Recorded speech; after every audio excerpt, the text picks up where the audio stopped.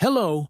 In this video, we present the synthesis of trideutyrated midazolam, following the retrosynthesis that was presented in our previous video.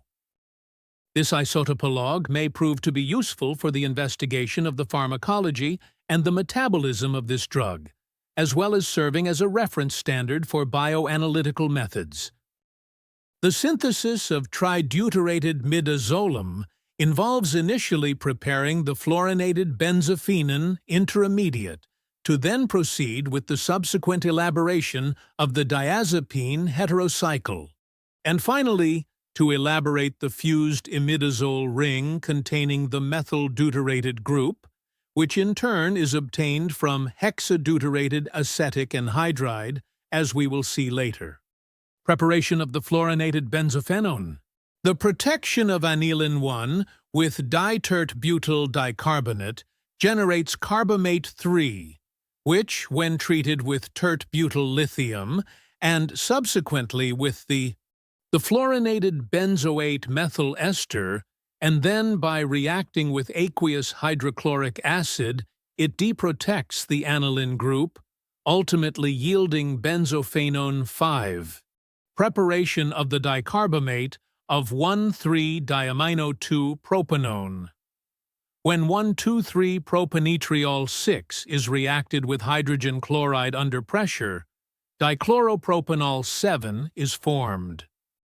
Treatment with sodium azide generates diazide 8 via nucleophilic substitution.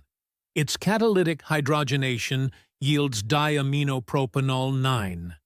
The protection of the amino groups in compound 9 through the treatment with ditert-butyl dicarbonate yields dicarbamate 10.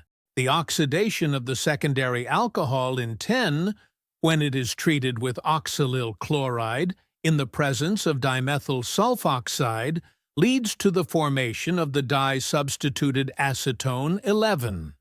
The protection of the carbonyl group in 5 with ethane dithiol yields the protected ketone, compound 13. The aniline 13 reacts with ketone 11 to produce intermediate 14, containing an imino-functional group.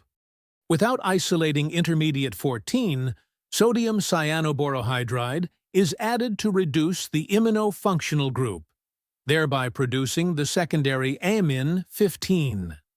The deprotection of the carbonyl group in 15 is carried out by reaction with molecular iodine in the presence of sodium bicarbonate, followed by the addition of aqueous hydrochloric acid, which deprotects the primary amino groups, and upon adding ammonium hydroxide, which leads an intramolecular reaction, occurring between one of the primary amino groups and the now deprotected keto group, ultimately leading to the formation of heterocycle 17. Preparation of hexadeutyrated acetic anhydride. The malonic acid 18th, when it is treated with deuterated water in dioxane, and after a period of 48 hours, it undergoes decarboxylation. This reaction then generates the deuterated acetic acid 20. The activation of deuterated acetic acid with DCC, followed by its reaction with an additional molecule of deuterated acetic acid, leads to the formation of hexadeutyrated acetic anhydride 21. Construction of the imidazole ring to complete the synthesis of trideutyrated midazolam.